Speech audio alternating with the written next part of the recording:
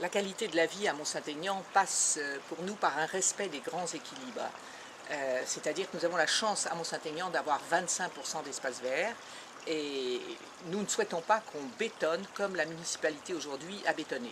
Alors par contre il y a un enjeu, c'est faire que la population puisse qu'on puisse retrouver un petit peu de population, on va dire, remonter à un niveau acceptable, un petit peu au-dessus de 20 000. C'est un seuil qui me paraît intéressant, voilà, à Mont-Saint-Aignan. Alors, est-ce qu'on a, comment s'y prend-on? On a des réserves foncières à Mont-Saint-Aignan. Si on parlait un peu du Bel-Évent.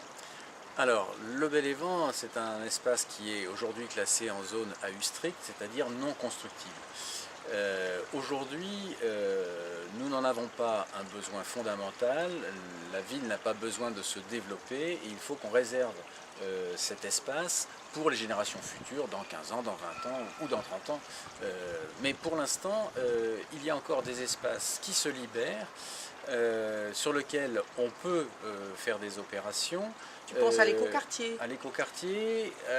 Tu penses au terrain du musée de l'éducation? Au terrain des musées de l'éducation. Il y a lieu d'utiliser ces terrains, non pas pour densifier à outrance, parce qu'il faut absolument que les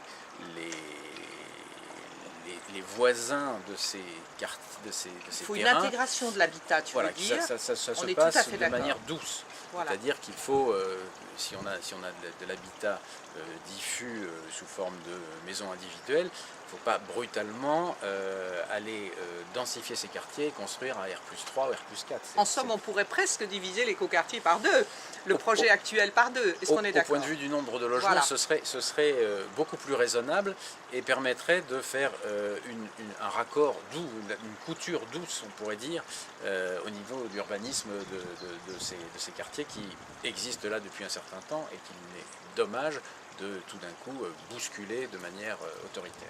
Et puis nous souhaitons permettre à une génération, la génération des jeunes entre 28 et 38 ans, de pouvoir faire une première acquisition, donc à Mont-Saint-Aignan. Alors, tu vois ça comment, en tant qu'architecte et urbaniste? Ça c'est quelque chose qu'il faut effectivement prendre en compte, puisqu'on s'aperçoit que la population vieillit, donc les maisons sont occupées, au lieu d'être occupées par 5 personnes, sont souvent occupées par 2 personnes, voire par une personne.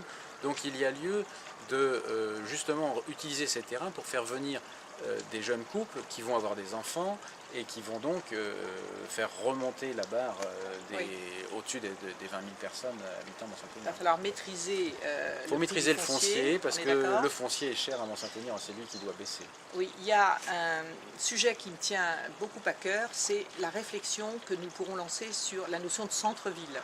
Oui, alors un centre, 2 centres, plusieurs centre-ville, Mont-Saint-Aignan n'est pas une ville comme les autres, alors parce qu'il y a plusieurs centres-villes. Et c'est peut-être là son intérêt, parce qu'au lieu de concentrer et d'avoir un rayonnement autour d'un seul centre-ville, on en a presque 3. On a les Coquets, Colbert, le village.